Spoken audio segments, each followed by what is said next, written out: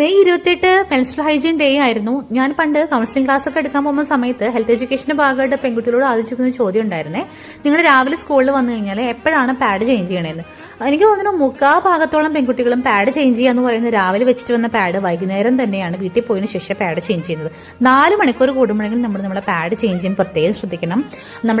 നമ്മളുടെ സ്കൂളിലായാലും കോളേജിലായാലും ബാത്റൂം ഓരോരുത്തരും നീറ്റായിട്ട് യൂസ് ചെയ്യാന്നുള്ളതാണ് ഏറ്റവും വലിയ പോകുമ്പോഴേ. കാരണം കോമൺ ആയിട്ട് യൂസ് ചെയ്യുന്നതുകൊണ്ട് ഒരുപാട് പെൺകുട്ടികൾക്ക് മനസ്സുകൊണ്ട് ഒരു തൃപ്തിയില്ല, ഇഷ്ടമില്ല, അറപ്പും വെറുപ്പൊക്കെയാണ് ബാത്റൂം കോമൺ ആയിട്ട് യൂസ് ചെയ്യാൻ, പ്രത്യേകിച്ച് പീരീഡ്സിന്റെ ടൈമിൽ കേട്ടോ. അപ്പൊ അത് നമ്മൾ ഓരോ വ്യക്തികളും കണ്ടറിഞ്ഞ് ചെയ്യേണ്ട ഒരു കാര്യം തന്നെയാണ്. പിന്നെ ബ്രസ്റ്റ് ടെൻഡർനെസ് ഉണ്ടാവും, വേദനകൾ ഉണ്ടാവും, ചെറിയൊരു സ്ഥലങ്ങളിൽ പെയിൻ ഉണ്ടാവില്ല, കല്ലിപ്പ് പോലെ ഉണ്ടാവാം, നടക്കുമ്പോൾ പോലും നമുക്ക് പെയിൻ ഉണ്ടാവാം, അതുപോലെ തലവേദന ഉണ്ടാവും, മൂഡ് സ്വിങ്സ് ഉണ്ടാവും, കുരുക്കൾ ഉണ്ടാവും.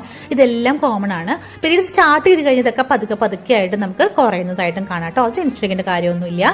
നല്ലോണം വെള്ളം കുടിക്കുക, രാത്രി നന്നായിട്ട് കിടന്നുറങ്ങുക, നല്ല ഭക്ഷണം കഴിക്കുക. അതുപോലെ തന്നെ നമ്മുടെ പ്യൂബിക് ഹെയർസ് ഒക്കെ നമ്മൾ ആ സമയത്തിന് മുൻപ്, അതായത് പീരീഡ്സിന് തൊട്ട് മുൻപ് തന്നെ നന്നായിട്ടൊന്ന് ഷേവ് ചെയ്ത് വൃത്തിയാക്കി വെക്കുക. കാരണം പീരീഡ്സും ബ്ലീഡിങ്ങും ഇതും നമ്മുടെ രോമങ്ങളൊക്കെ കൂടെ ആകുമ്പോൾ ചിലർക്ക് ഇറിറ്റേഷൻ ചൊറിച്ചിലൊക്കെ ഉണ്ടാക്കാൻ സാധ്യതയുണ്ട്. പിന്നെന്താ, സ്വസ്ഥമായിട്ടിരിക്കുക, സമാധാനമായിട്ടിരിക്കുക. അപ്പോൾ താങ്ക് യു.